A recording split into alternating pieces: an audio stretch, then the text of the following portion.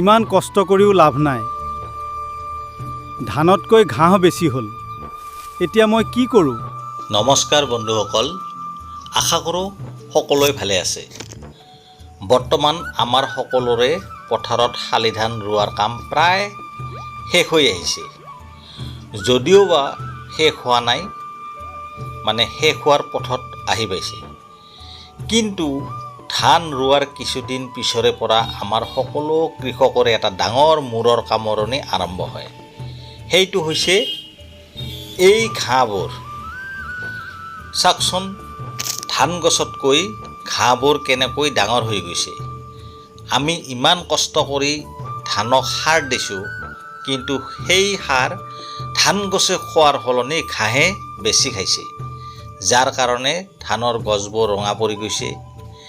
এই ঘাঁহবোৰ যদি এতিয়া আমি মানুহ লগাই নিৰাবলগীয়া হয় বা উঘালি পেলাবলগীয়া হয়, তেন্তে 1 বিঘা মাটিত আমাৰ হাজাৰ হাজাৰ টকা খৰচ হৈ যাব।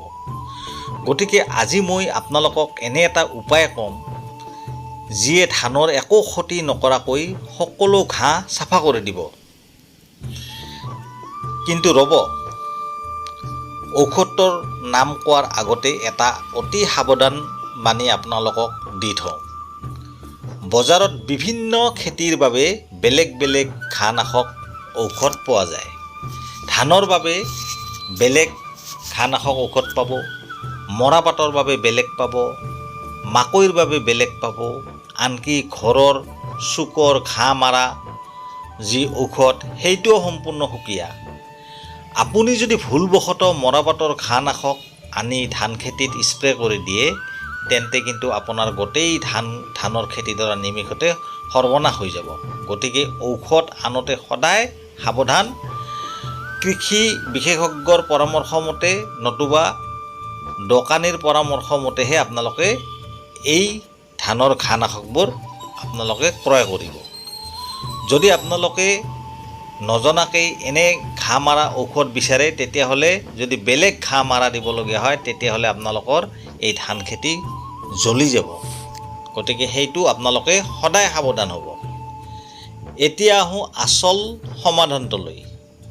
মই নিজেই ব্যৱহাৰ কৰি সুফল পোৱা এটা ঘাঁহনাশক ঔষধ মই আপোনালোকক কৈ আছোঁ। সেইটোৰ নাম হৈছে বায়াৰ কোম্পানীৰ কাউন্সিল এক্টিভ।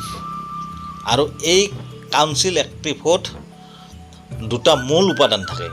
মূল উপাদান মানে ইয়াত দুটা কেমিকেল থাকে।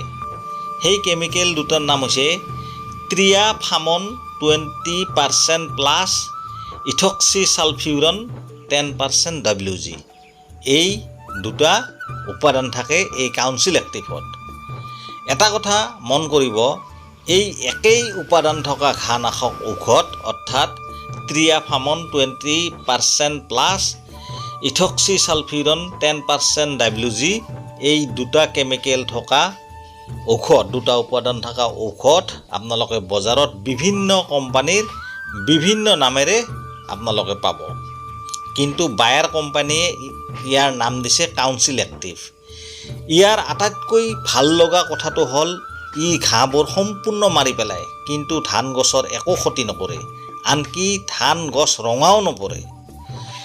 বজাৰত এনেকুৱা বহুতো ঔষধ আছে যিবোৰ ধান ৰোৱাৰ 3 দিনৰ ভিতৰত বালিৰ লগত মিহলাই ছটিয়াব লাগে বা শেষৰ চাহত বোকাত দিব লাগে। কিন্তু শালি ধানৰ সময়ত কেতিয়াবা বতৰ খৰাং হ'লে বা মাটি শুকাই গ'লে সেই 3 দিনীয়া ঔষধবোৰে কাম নকৰে আৰু পিছত আকৌ ঘাঁহ গজি উঠে।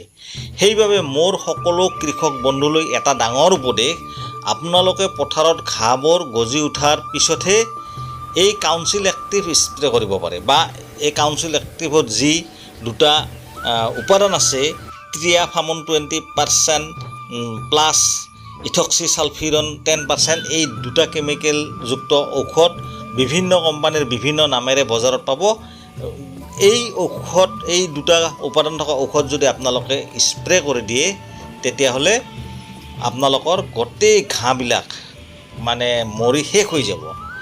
আপোনালোকে পথাৰত ঘাঁহবোৰ গজি উঠাৰ পিছতহে এই কাউন্সিল এক্টিভ স্প্ৰে কৰিব। ঘাঁহৰ বয়স যেতিয়া 10ৰ পৰা 15 দিন হ'ব, অৰ্থাৎ ঘাঁহবোৰৰ 2ৰ পৰা 4টা মান পাত ওলাব, মানে 2টা বা 3টা পাত যেতিয়া ওলাব তেতিয়াহে স্প্ৰে কৰাৰ আটাইতকৈ উপযুক্ত সময়।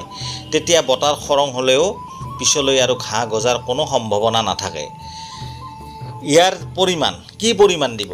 প্ৰতি বিঘা মাটিৰ বাবে 60ৰ পৰা 90 গ্ৰাম কাউন্সিল এক্টিভ প্ৰায় 60 লিটাৰ পানীত ভালদৰে মিহলাই গোটেই পথাৰখনত সমভাৱে স্প্ৰে কৰি দিব লাগে।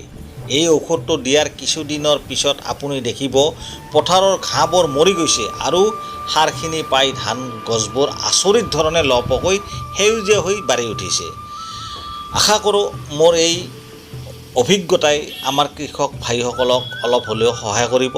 যদি তথ্যখিনি ভাল লাগিছে তেন্তে আমাৰ বাকী কৃষক বন্ধুসকলৰ উপকাৰ হোৱাকৈ ব্লগটো বা এই ভিডিঅ'টো এতিয়াই ফেচবুক আৰু হোৱাটছএপত শ্বেয়াৰ কৰি দিয়ক।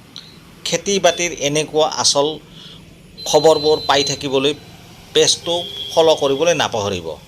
ধন্যবাদ।